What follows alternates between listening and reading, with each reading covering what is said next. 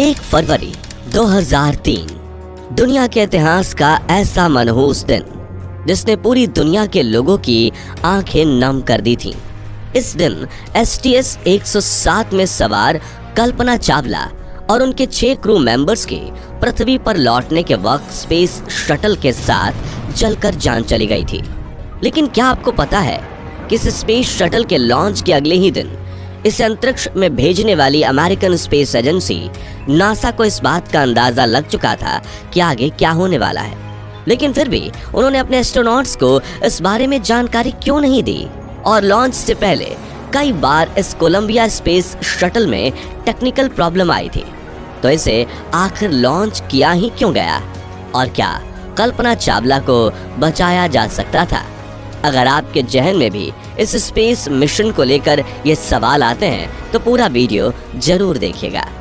सबसे पहले बात करते हैं कि 17 मार्च 1962 के दिन हरियाणा के छोटे से जिले करनाल में जन्मी कल्पना ने अपने जीवन में अमेरिकन एस्ट्रोनॉट बनने का सफर तय कैसे किया था। 4 भाई बहनों में सबसे छोटी कल्पना बचपन से स्पेस में जाना चाहती थी। उन्होंने अपनी प्राथमिक शिक्षा टैगोर बाल निकेतन स्कूल से की, जिसके बाद कल्पना ने पंजाब इंजीनियरिंग कॉलेज चंडीगढ़ से एरोनॉटिकल इंजीनियरिंग में पढ़ाई शुरू की। साल 1976 में एरोनॉटिकल इंजीनियरिंग में बैचलर की डिग्री हासिल करके कल्पना देश की पहली एरोनॉटिकल इंजीनियर बनी। साल 1984 में कल्पना ने अमेरिका की यूनिवर्सिटी ऑफ टेक्सास से एरोस्पेस इंजीनियरिंग में मास्टर्स की डिग्री की। इस दौरान उन्हें जिन पियरे हैरिसन से प्यार हुआ और 1983 में दोनों ने शादी कर ली। फिर 1988 में कल्पना ने यूनिवर्सिटी ऑफ कोलोराडो में एरोस्पेस इंजीनियरिंग में PhD की पढ़ाई पूरी की। उसी साल उन्होंने नासा एम्स रिसर्च सेंटर में काम करना शुरू किया। 1991 में कल्पना को अमेरिका की सिटीजनशिप मिल गई और कल्पना की मेहनत और दृढ़ निश्चय देख नासा ने 1994 में उन्हें अंतरिक्ष यात्रियों के 15वें समूह में शामिल किया। 19 नवंबर 1997 के दिन अपने 6 क्रू मेंबर्स के साथ कोलंबिया स्पेस शटल में बैठ कल्पना ने पहली अंतरिक्ष उड़ान भरी। STS 87 नासा से जाने वाले इस मिशन के दौरान कल्पना ने स्पेस में 15 दिन और 16 घंटे बिताए और 5 दिसंबर 1997 के दिन इस स्पेस शटल ने धरती पर सक्सेसफुल लैंडिंग की। इस मिशन को पूरा करने के साथ ही कल्पना चावला अंतरिक्ष में जाने वाली पहली भारतीय महिला बन चुकी थी।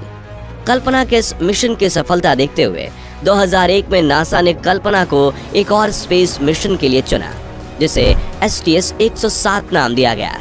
लेकिन इस मिशन के दौरान यूज किए जाने वाले कोलंबिया स्पेस शटल में बार बार आ रही तकनीकी खराबियों की वजह से इसके लॉन्च को पूरे 18 बार पोस्टपोन किया गया था। 2 साल तक नासा ने इस शटल में आ रही अलग अलग खराबियों को ठीक किया, लेकिन नासा ये मानने को तैयार नहीं थी कि ये शटल स्पेस मिशन के लिए फिट नहीं है। बस वो उसे बनाए जा रहे थे और फाइनली नासा को लगा कि ये स्पेस शटल अब मिशन के लिए पूरी तरह से तैयार है और 16 जनवरी 2003 के दिन इसे लॉन्च करने का निर्णय लिया गया। इस लॉन्च के दौरान क्रू मेंबर्स काफी खुश दिखाई दे रहे थे, क्योंकि उनमें से कुछ क्रू मेंबर्स जिंदगी में पहली बार स्पेस में जा रहे थे, लेकिन उन्हें ये पता नहीं था कि ये उड़ान उनके जीवन की पहली और आखिरी उड़ान होगी।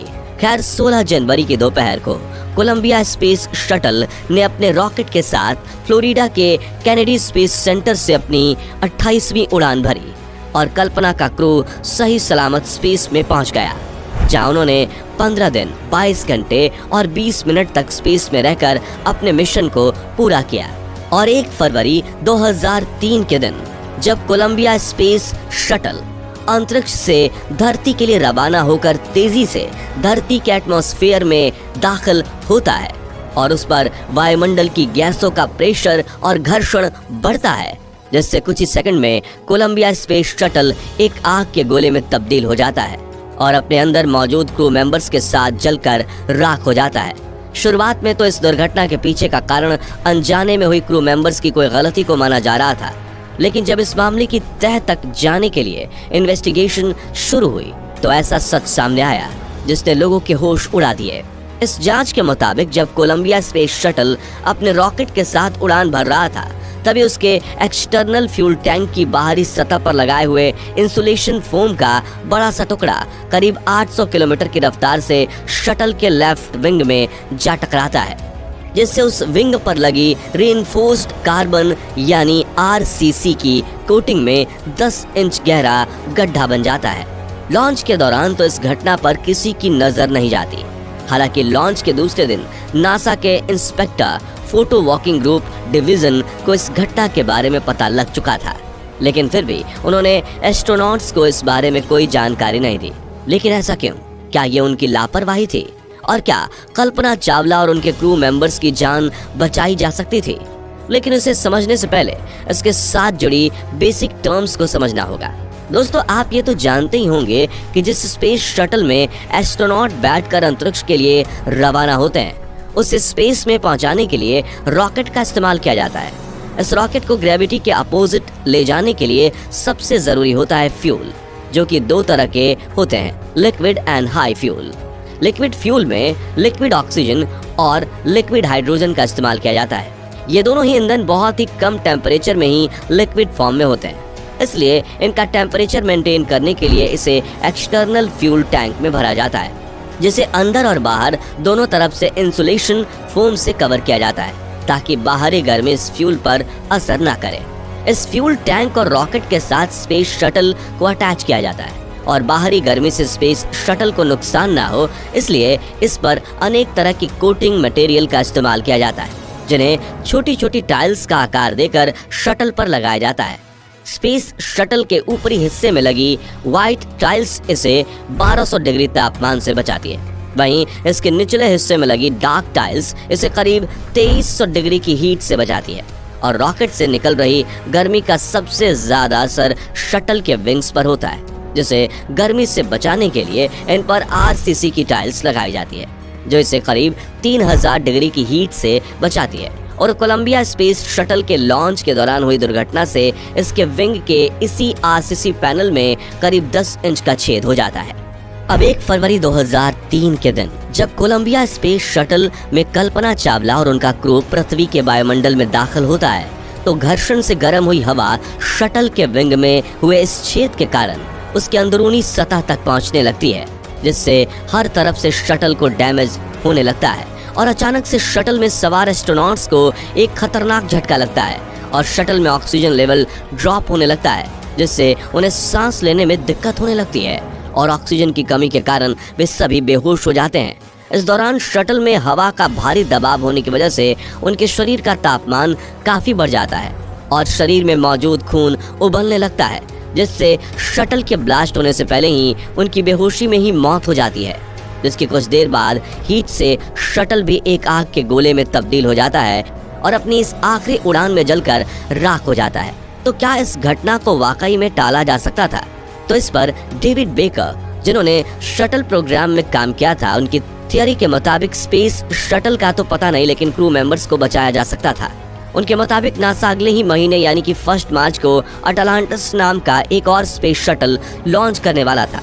और अगर नासा इस दुर्घटना को शुरू में ही सीरियसली लेता तो इस शटल की प्रिपरेशन को 6 हफ्तों की जगह 4 हफ्तों में फिनिश करके इसे रेस्क्यू मिशन के लिए लॉन्च किया जा सकता था। और कोलंबिया स्पेस शटल की बात करें तो इसमें एस्ट्रोनॉट को 30 दिनों तक जिंदा रखने जितना सप्लाई भी था। वैज्ञानिक की इन्हीं थियरीज की वजह से नासा पर कई सवाल खड़े हुए थे, आखिर उन्होंने इस घटना को सीरियसली क्यों नहीं लिया। तो इसी घटना पर लिखी विलियम हारवुड और माइकल केबीज की बुक कॉम चेक के मुताबिक नासा के इंस्पेक्टर फोटो वॉकिंग ग्रुप और डेब्रिस असेसमेंट टीम ने लॉन्च के 3 दिन के अंदर नासा के स्पेस शटल प्रोग्राम ऑफिस की मैनेजर लिंडा हैम से यह गुजारिश की थी कि वो डिपार्टमेंट ऑफ डिफेंस को कांटेक्ट करके उन्हें इंसुलेशन फोम के टकराने वाली दुर्घटना की हाई रेजोल्यूशन इमेज मंगवाए। लेकिन लिंडा हैम ने दोनों ही ग्रुप्स की गुजारिश को ये कहकर टाल दिया था कि यह इतना सीरियस इशू नहीं है। हालांकि लिंडा हैम से फोटोज की रिक्वेस्ट रिजेक्ट होने के बाद नासा की डेब्रिस असेसमेंट टीम ने कंप्यूटर सिमुलेटर की मदद से यह अंदाजा लगाया था कि जब 2 फीट लंबा और 1 फीट चौड़ा इंसुलेशन फोम का टाइल 800 किलोमीटर की रफ्तार से जब विंग से टकराता है तो कितना डैमेज होगा, जिससे वो ये बता पाए थे कि धरती पर वापस आते वक्त शटल को हीट डैमेज का सामना करना पड़ सकता है। लेकिन असली और नकली में तो फर्क होता ही है, इसलिए वो इस बात का अंदाजा नहीं लगा पाए कि आखिर कितना हीट डैमेज हो सकता है। 1 फरवरी 2003 के दिन उन्हें इसका सटीक जवाब तब मिला जब शटल दुर्घटना हो गई थी। तो दोस्तों, हमें इस घटना से ये सीख मिलती है कि एक छोटी सी लापरवाही बड़ी दुर्घटना में तब्दील हो सकती है। इस वीडियो में हम किसी पर इस दुर्घटना का इल्जाम नहीं लगा रहे, बस यहाँ हमने इंटरनेट पर मौजूद जानकारियों को इकट्ठा करके प्रस्तुत किया है। तो अगर आपको ये वीडियो पसंद आया हो तो जल्दी से इसे लाइक और शेयर करने के साथ जानकारी से भरपूर ऐसी वीडियोस देखते रहने के लिए चैनल को सब्सक्राइब और बेल बटन को जरूर प्रेस कर दीजिए। धन्यवाद।